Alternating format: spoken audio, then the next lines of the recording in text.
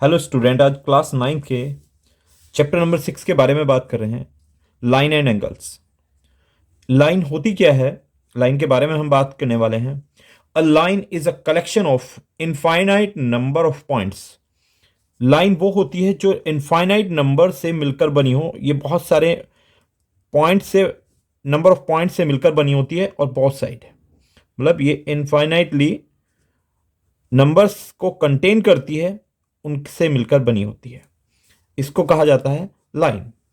अब इसके बाद एक लाइन सेगमेंट होता है। Line segment. अब ये लाइन सेगमेंट क्या होता है? लाइन सेगमेंट किसी एक लाइन का एक पार्ट जिसके दोनों एंड पॉइंट फिक्स हो। लाइन क्या होती है? जिसके कोई भी एंड पॉइंट फिक्स नहीं होते हैं। लाइन सेगमेंट एक ऐसा छोटा सा पार्ट जिसके दोनों एंड पॉइंट फिक्स हो। ये इससे आगे ये लाइन आगे नहीं बढ़ सकती। लाइन सेगमेंट का मतलब कोई हिस्सा लाइन का। क्लियर है? आगे बढ़ते हैं। अब ये लाइंस के, इस लाइन जो होती है, लाइन होती है जो इसके डिफरेंट पार्ट होते हैं। देखिएगा, इंटरसेक्टिंग पॉइंट, इंटरसेक्टिंग लाइन, बताएंगे इनके बारे में। Second, parallel line, parallel lines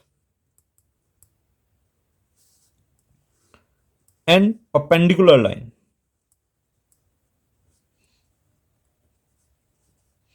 perpendicular line. अब देखिएगा, ये इंटरसेक्टिंग या इंटरसेक्टिंग लाइन होती क्या है? कोई ऐसी दो लाइनें जो आपस में एक दूसरे को इस तरीके से इंटरसेक्ट करें, एक दूसरे को कट करें और उन दोनों में कोई एक पॉइंट कॉमन हो। ऐसी दो लाइनें जो एक दूसरे को कट करें और उनमें कम से कम एटलीस्ट वन पॉइंट कॉमन हो, ऐसी लाइनें कहलाती हैं इंटरसेक्टिंग लाइंस। आगे बात हम करते हैं इसके बाद पैरेलल लाइन की। पैरेलल पैरेलल लाइंस के हम बारे में बात कर रहे हैं। अब पैरेलल लाइन क्या होती है?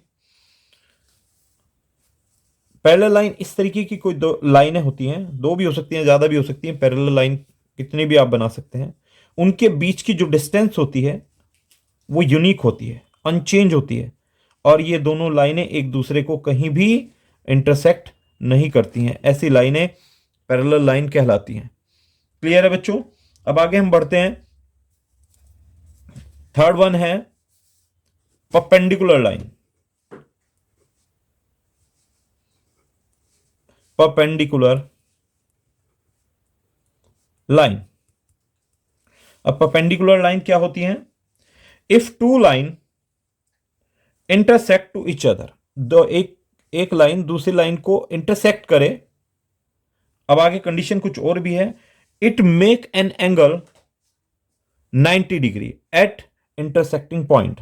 इसने कहा कि दो लाइनें एक दूसरे को इंटरसेक्ट करे और जो इंटरसेक्टिंग पॉइंट है वहां पर जो एंगल बनता है वो 90 डिग्री का बनता है, तो वो परपेंडिकुलर लाइंस कहलाती हैं।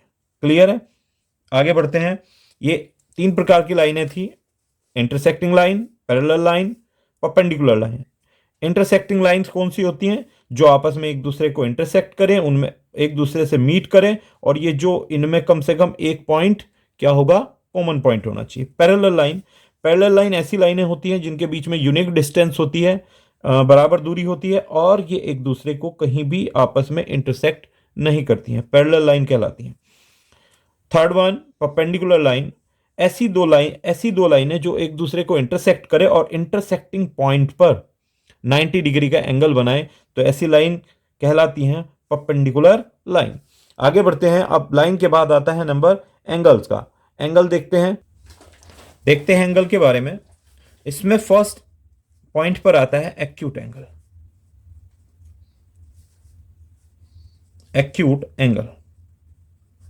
अब ये एंगल कैसा होता है? एक्यूट एंगल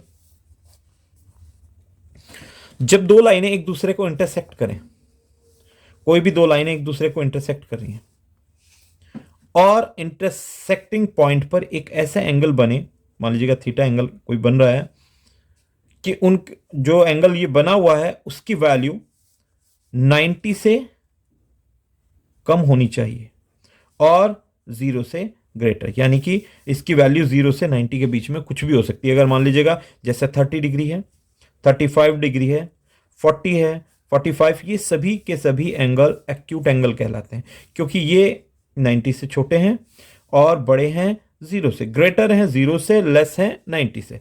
इन दोनों के बीच में जो भी नंबर, जितने भी नंबर आते हैं, जितने भी एंगल आते हैं, वो सारे के सारे क्या हैं? Acute angle. अब चलो बढ़ते हैं आगे। Right angle, right angle. अब ये राइट एंगल कैसा होता है? जब भी कोई दो लाइनें इस प्रकार से एक दूसरे को इंटरसेक्ट करें, ऐसे इंटरसेक्ट करें कि इंटरसेक्टिंग पॉइंट पर एंगल जो बने वो 90 डिग्री का हो, यानी कि जो थीटा एंगल बना हुआ है, ये वाला थीटा एंगल जो बना है वो इक्वल हो 90 के, ना तो किसी से ग्रेटर ना ही किसी से लेस वाली कंडीशन, इक्वल हो 90 डिग्री। मतलब ये एक यूनिक एंगल है। Right angle always equal to 90 degree, यानी कि राइट एंगल सदैव 90 डिग्री के इक्वल होता है। अब आगे बढ़ते हैं। Obtuse angle, obtuse angle. Obtuse angle कैसे होते हैं?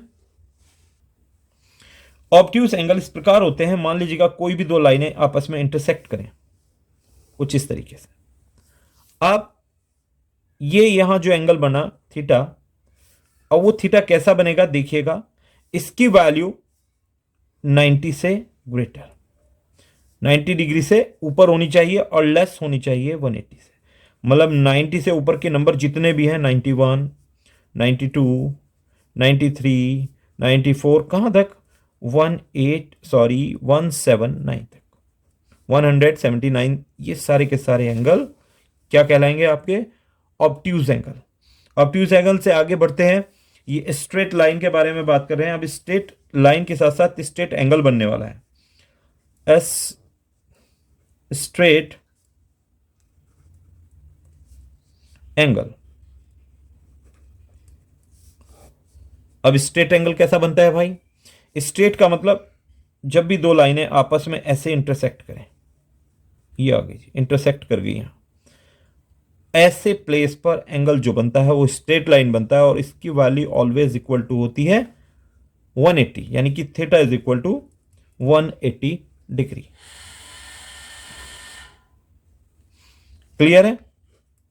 दो एंगल ऐसे होते हैं, एक तो राइट एंगल जिसकी वैल्यू यूनिक होती है 90 डिग्री, और स्ट्रेट लाइन, ये भी एक यूनिक एंगल है, theta is equal to 180 degree.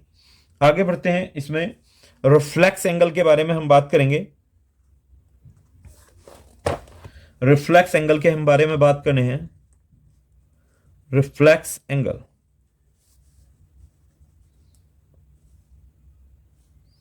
Reflex angle, अगर कोई एंगल इस प्रकार इंटरसेक्ट करे, ये दो लाइनें ऐसे इंटरसेक्ट करें, तो यहां जो एंगल बना वो रिफ्लेक्स एंगल बना, theta is equal to reflex angle. अब देखो ये इसकी वैल्यू क्या होती है? ये जो थीटा है ये ऑलवेज एक ग्रेटर होना चाहिए 180 से, 180 से बड़ा होना चाहिए, इसकी वैल्यू 180 से ग्रेटर होगी, और लेस होगी 270। इनके मिडिल में जो एंगल बनता है वो रिफ्लेक्स एंगल कहलाता है। चलो नेक्स्ट एंगल हम बारे में बात करेंगे, कंप्लीट एंगल।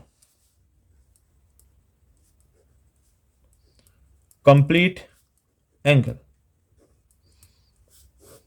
अब ये कंप्लीट एंगल क्या होता है भाई? अगर कोई भी एंगल इस प्रकार से पूरा रोटेट होकर के इसी पॉइंट पर मीट हो जाए, मिल जाए, तो ये जो एंगल होता है 360 होता है। कंप्लीट एंगल का मतलब जो है एंगल थीटा बना हुआ है उसकी वैल्यू ऑलवेज 360।